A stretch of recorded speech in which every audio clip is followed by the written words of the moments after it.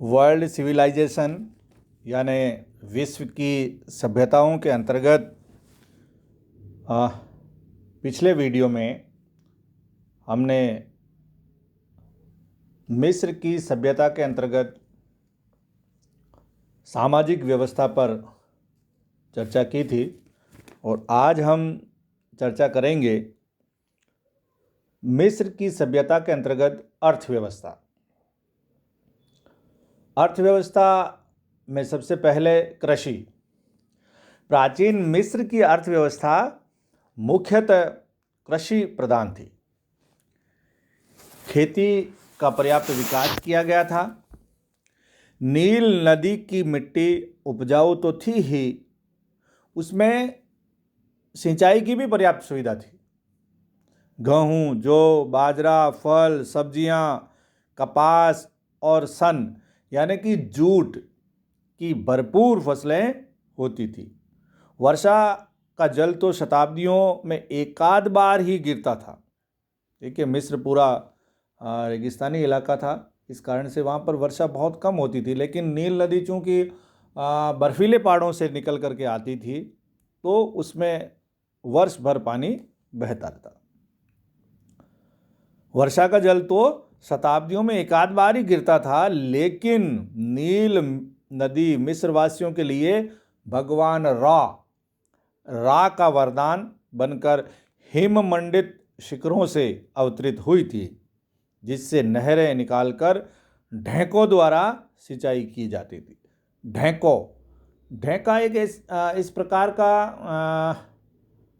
के साधन का आविष्कार उन्होंने किया था कि बहुत लंबी लंबी लकड़ी लेकर के उसके एक सिरे पर रस्सी बांधकर और उसके नीचे चमड़े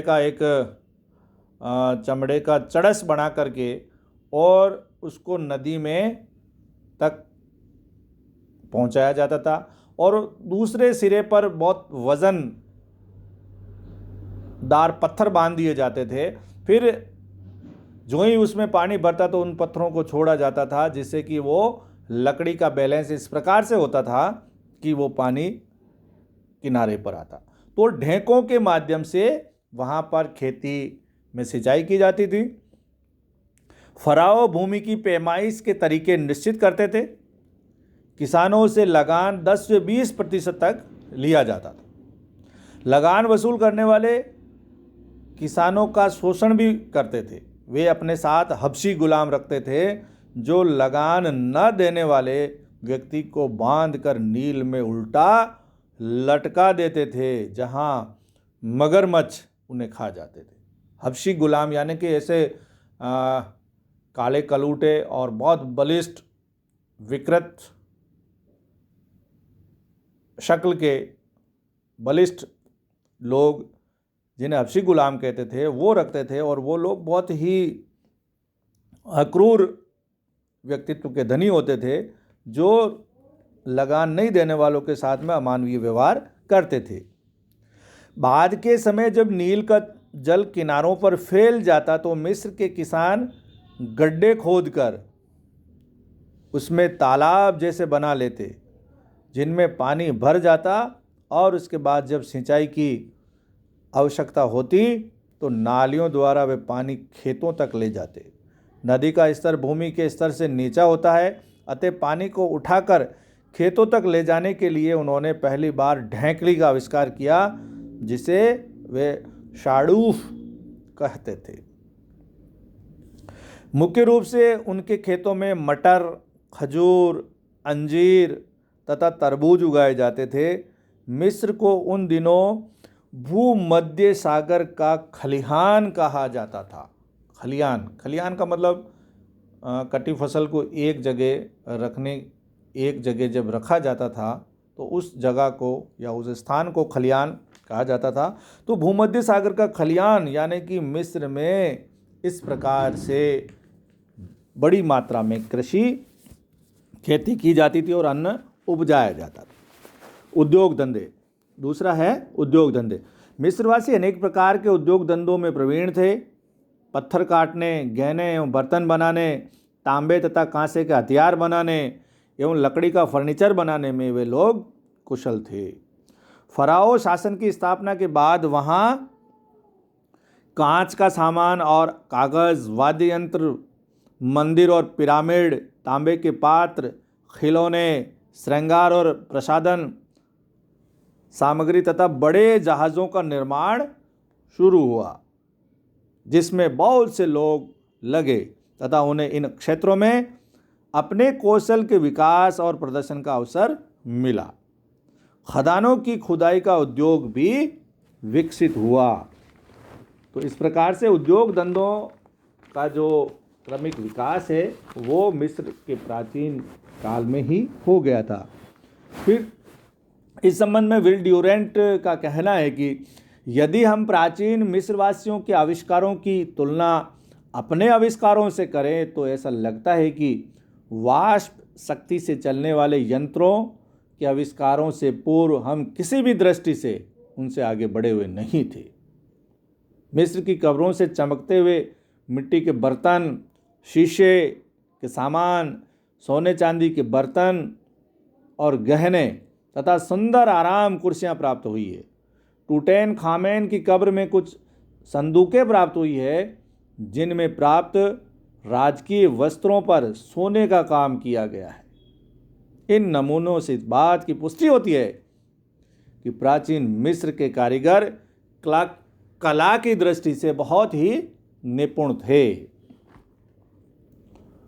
फिर वाणिज्य और व्यापार। मिस्र के पास उसकी आवश्यकता से अधिक अनाज तथा अन्य सामान होता था, जिसके आधार पर उनसे एक सुदृढ़ राष्ट्रीय और अंतर्राष्ट्रीय व्यापार का संगठन कर लिया था।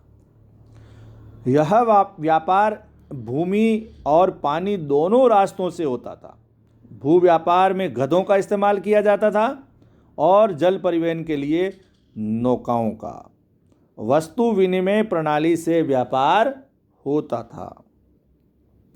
फराओ ने नील नदी की पूर्वी धारा को लाल सागर से जोड़ने के लिए एक नहर खुदवा दी थी, जिससे होकर मिस्र की नौकाएं लाल सागर होती हुई स्वेज की खाड़ी पार करती और सिनाई प्रायद्वीप पहुंचती, जहां से भूमि के रास्ते दूर दूर प्रदेशों तक व्यापार होता था।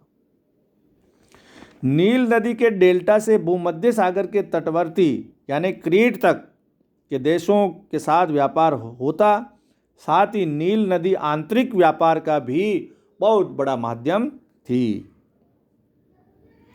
रेगिस्तानी मार्ग से होकर अफ्रीका के अन्य देशों में जाने वाले मिस्री काफिले मिस्र में उत्पादित माल लेकर जाते और वापसी में आबनूस, हाथीदांत और वृक्षों का गोंद लेकर आते। मिस्र में पेपिरस से कागज़ बनाने में गोंद का भारी मात्रा में उपयोग होता था। पेपिरस एक प्रकार की विशेष घास थी जिससे कागज़ बनाया जाता था। उस जमाने में भी पेपिरस से घास बनाया जाता था। फिर है मुद्रा। प्राचीन मिस्र के राजाओं ने व्यापार की सुविधा के लिए किसी भी प्रकार की मुद्रा जारी नहीं की थी, तथापि वहाँ अर्थव्यवस्था का आधार वस्तु विनिमय न होकर मुद्रा पर आधारित था।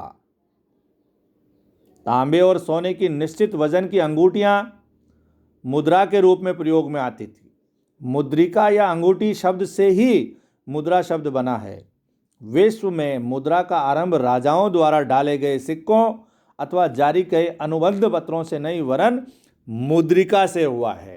ये खास बात है कि मुद्रा का प्रचलन मुद्रिका से हुआ। प्राचीन मिस्र में वजन तोलने के लिए तराजू का आविष्कार हो चुका था तथा नाप तोल के बांट और मानदंड भी निर्धारित हो चुके थे। यानी कितने एडवांस थे वो लोग। अनेक चित्रों में प्राणी की मृत्यु के बाद स्वर्ग के दूतों को उसका हृदय तोलते हुए दर्शाया गया है।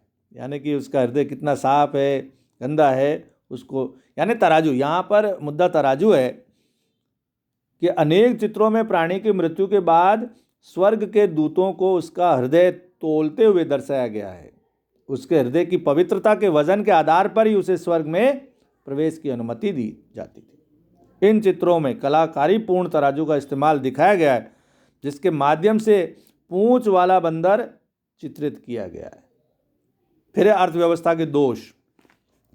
एडवर्ड एम बर्न्स का विचार है कि अखनाटन के शासनकाल को छोड़कर शेष काल में फराओ और पुरोहित वर्ग के बीच एक भ्रष्ट गठबंधन रहा, जो हमेशा से ही रहता। दुनिया के इतिहास में हम देखते हैं तो ऐसा रहा है। और मिस्र में भी फराओ यानी राजा और उसके जो पुरोहित वर्ग है उसके बीच एक भ्रष्ट गठबंधन रहा। सत्ता और लूट के माल के लोभी पुरोहित निरंकुश शासन के इच्छुक और महत्वाकांक्षी फराओ यानी राजाओं का समर्थन करते रहे। राजा उन्हें इसके लिए पुरस्कृत करता था, बड़ी बड़ी जागीरें देता और उन्हें कर से मुक्त कर देता था। युद्ध में बंदी बनाए गए विदेशी नागरिकों को पुरोहितों के हवाले कर दिया जाता था, जो उन्हें मंदिरों में दासों की तरह रखते और उनसे काम लेते थे। ये पुरोहित बहुत से कारीगरों को अपने यहाँ बंधक बनाकर रख लेते तथा उनसे ताबीज आदि बनवाते, जिन्हें अंधविश्वासी लोगों के हाथों बेचकर वे भारी मुनाफा कमाते थे।